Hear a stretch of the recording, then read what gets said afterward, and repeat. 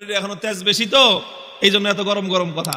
তোমার তেজ একটু কমায়া দেই বলে দিছে, জিন্দান খানায় নিয়ে বন্দি করো, খানা দানা বন্ধ, একটা দানা খাইতেও দিবা না আর এক ফোঁটা পানিও পান করতে দিবা না। ডাক্তারকে বলে রাখছে নারী পরীক্ষা করতে থাকবি, যখন দেখবি যে একেবারে শেষ মুহূর্ত, এখন খাবার দাবার না দিলে আর বাঁচবে না, ওই সময়ে নিয়ে খাবার দিবি। খাবারটা কি দিবি সেটাও ঠিক করে দিছে, বলছে যে মুসলমানদের ধর্মে যে জিনিস হারাম সেটা দিবি, শুয়োরের গোশত আর মদ মিশানো পানি। আল্লাহকে বললাম যে আল্লাহ তুমি পরীক্ষা করতেছো তোমার বান্দার, যে তোমার বান্দা তোমাকে, তোমার দ্বীনকে, তোমার রসুলকে, তোমার রসুলের আদর্শকে কতটা ভালোবাসে, তুমি এটা পরীক্ষা করতেছো। আর এই পরীক্ষা করার জন্য জীবন দিছো মাত্র কয়টা? একটা মাত্র জীবন দিছো। আর ওই একটা জীবন দিয়ে আল্লাহ তোমাকে কিভাবে দেখাবো যে আমি তোমাকে আর তোমার দ্বীনকে কতটা ভালোবাসি?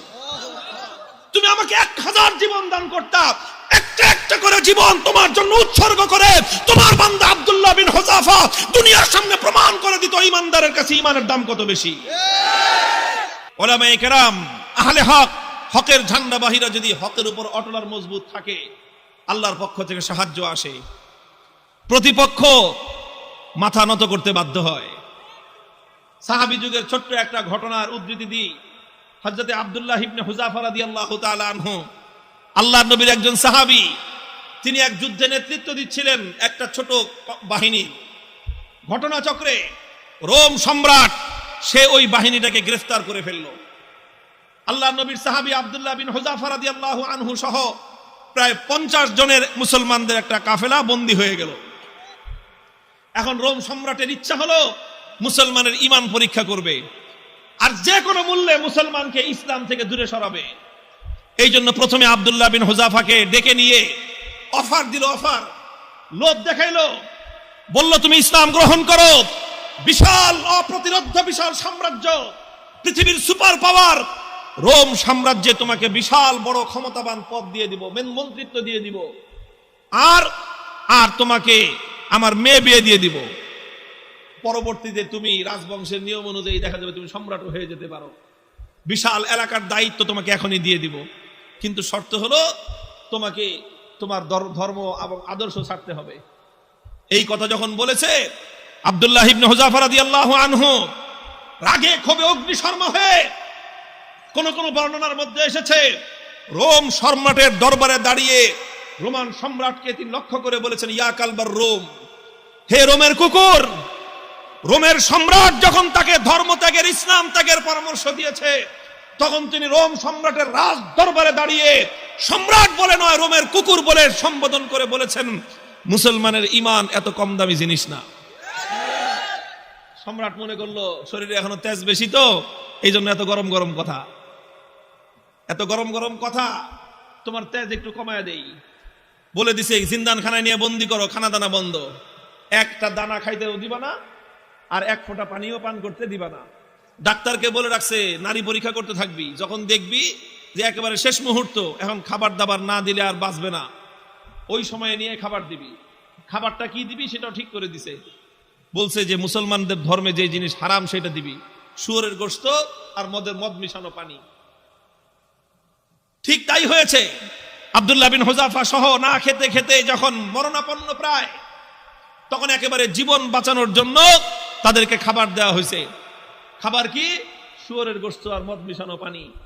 আব্দুল্লাহ বিন হুযাফা রাদিয়াল্লাহু আনহু চিন্তা করলেন, শরীয়তের মাসলা অনুযায়ী এই পরিবেশে জীবন বাঁচানোর জন্য সামান্য পরিমাণ শুয়োরের গোশত খাওয়া জায়েজ, জীবন বাঁচানোর জন্য। এটা তো আছে, ইল্লা ফামান ইসতুররা ফি মাখমাসাতিন গায়রা মুতাজানিফিল লিইসমিন ফাইন্নাল্লাহা গফুরুর রহিম।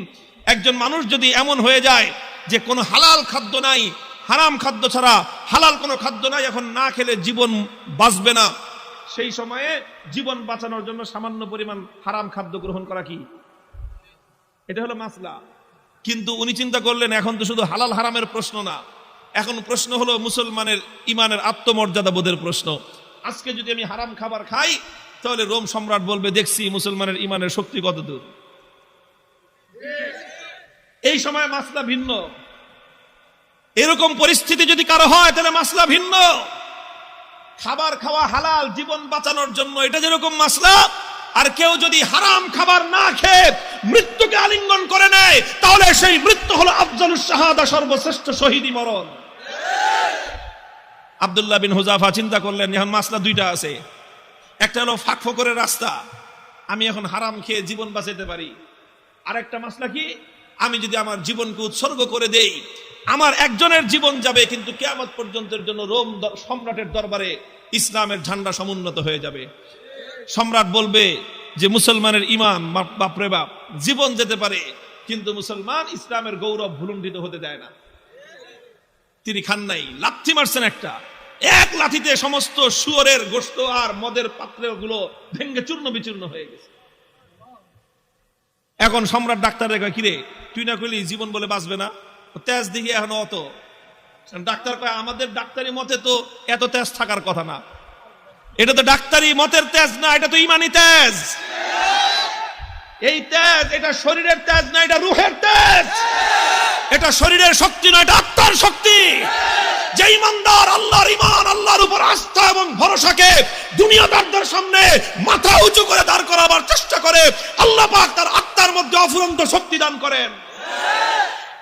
আব্দুল্লাহ বিন হুযাফা যখন এটা করলেন, এবার রোম সম্রাট বলে যে দুইবার খেললাম, দোনো খেলায় হারছি। দুইবার হলো না, প্রথমবার লোভ দিছে, জিতছে না হারছে। দ্বিতীয়বার খাওয়ান দাওয়ান বন্ধ করে টাইট দিছে, জিতছে না হারছে। এবার ফাইনাল খেলা, খেলা হবে। কি খেলা? ফাইনাল খেলা হবে কার সাথে? এদের সাথে তো খেলা শেষ করে দিয়ে আসছি তার এলাকায় গিয়ে।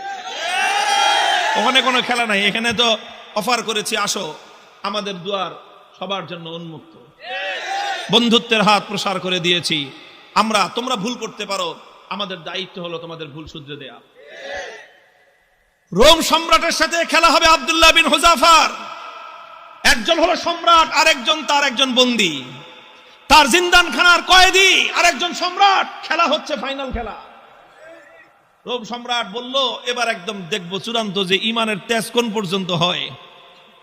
যতজন বন্দী বিশাল বিশাল ড্যাগের মধ্যে পানি গরম করছে, ফুটন্ত গরম দাউ দাউ লেলিহান শিকার আগুন, সেই আগুনের মধ্যে ড্যাগ বসাইছে, বিশাল বিশাল ড্যাগ, খাজা বাবার ড্যাগের মতো। খাজা বাবার ড্যাগ দেখছেন? বাংলাদেশে আছে হলো শাহজালালের মাজারের ড্যাগ একটা আছে, ওটার মধ্যে বালতি নিয়ে নামে একজন সঙ্গ লাগায়া খিচুড়ি উঠাইতে, দেখেন নাই? এরকম বিশাল ড্যাগ, একটা মানুষ যেন আপাত মস্তক সেই ড্যাগের মধ্যে ডুবে যেতে পারে, এত বড় বড় ড্যাগ বানাইছে। ড্যাগ বানায় তারপরে লাকড়ি দিয়ে লেলিহান শিকার আগুন জ্বালাইছে, সে আগুন জ্বালায় তারপরে এই তো পানি দিয়ে ভরে দিছে। পানি যখন টকবক টকবক করতেছে, এবার আব্দুল্লাহ বিন হুযাফা সহ তার সমস্ত বন্দীদেরকে ডেকে আনছে। ডেকে এনে বলছে আব্দুল্লাহ বিন হুযাফা এবার তোমার সাথে কোনটা খেলা? ফাইনাল। তোমাকে সর্বশেষ সুযোগ দিচ্ছি, তুমি দুইবার আমাকে ডিনাই করেছো, আমাকে অপমান করেছো, এবার লাস্ট সুযোগ তোমার জন্য। এই যে দেখো গরম পানি, কথা মানবি আনলে একটা একটা করে এই গরম পানির মধ্যে ছাড়বো, আর পানির মধ্যে ছাড়ার সাথে সাথে দেখবা মৃত্যু কত বিভীষিকাময়। আব্দুল্লাহ বিন হুযাফা নির্বিকার, কোনো কথা বলেন না। সম্রাট বলছে জল্লাদকে ওর সামনে থেকে তার একজন সঙ্গীকে নিয়ে তার চোখের সামনে গরম পানিতে ছেড়ে দাও। ঠিকই আব্দুল্লাহ বিন হুযাফা রাদিয়াল্লাহু তাআলা আনহু একজন সাথীকে নিয়ে গরম পানির মধ্যে ছেড়ে দেওয়া হলো। মুহূর্তের মধ্যে বিভৎসভাবে তার মৃত্যু হলো, তিনি শাহাদাত বরণ করলেন। চোখে তাকায় দেখলেন কিচ্ছু, কোনো কথা নাই। এবার বলল যে এবার ওরে ধরে নিয়ে যাও। আব্দুল্লাহ বিন হুযাফা রাদিয়াল্লাহু তাআলা আনহুকে এবার ধরে নিয়ে যাওয়া শুরু করলো। বাদশা খেয়াল করতেছে যে মনোভাবটা কি চেঞ্জ হয় কিনা, একটু অন্তত ভয় পায় কিনা। একটু ভয় পাইলেও মনে করবে যে যাক কোন রকম মর্যাদাটা রক্ষা পাইছে, ফাইনাল খেলা ড্র ঘোষণা করে দেওয়ার একটা ধান্দা খুঁজতেছে। যখন আব্দুল্লাহ বিন হুযাফাকে নিয়ে যাওয়া হচ্ছে, ইতিহাসের কিতাবগুলোর মধ্যে লেখা হয় ওনার চোখ দিয়ে দর দর করে পানি পড়তে আরম্ভ করলো। বাদশা মনে করছে কাম হয়েছে, মনে হয় কাজ হয়েছে, মনে হয় ভয় পাইছে।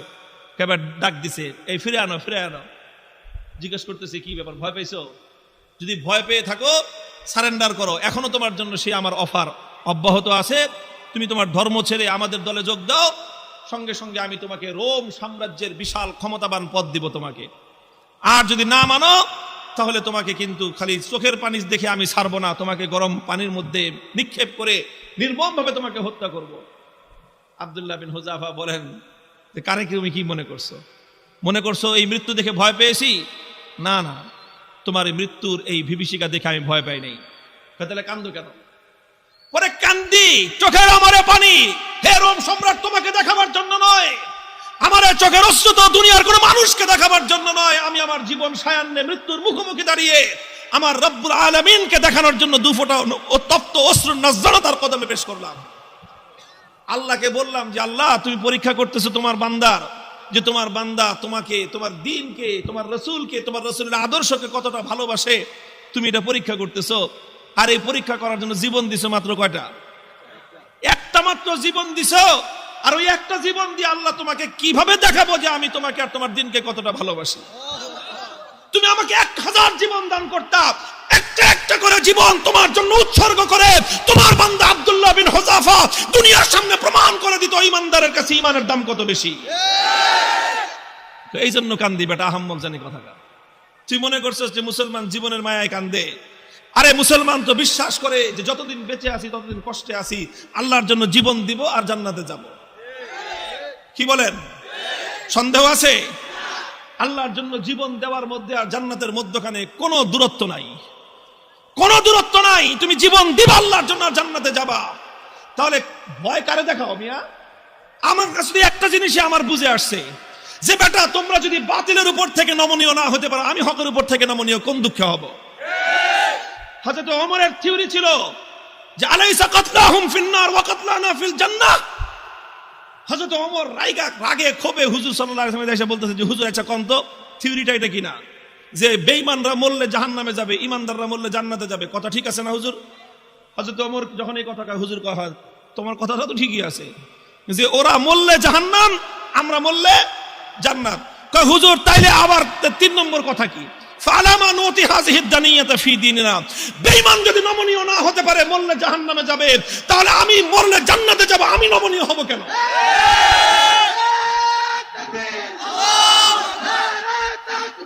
আল্লাহু আকবার।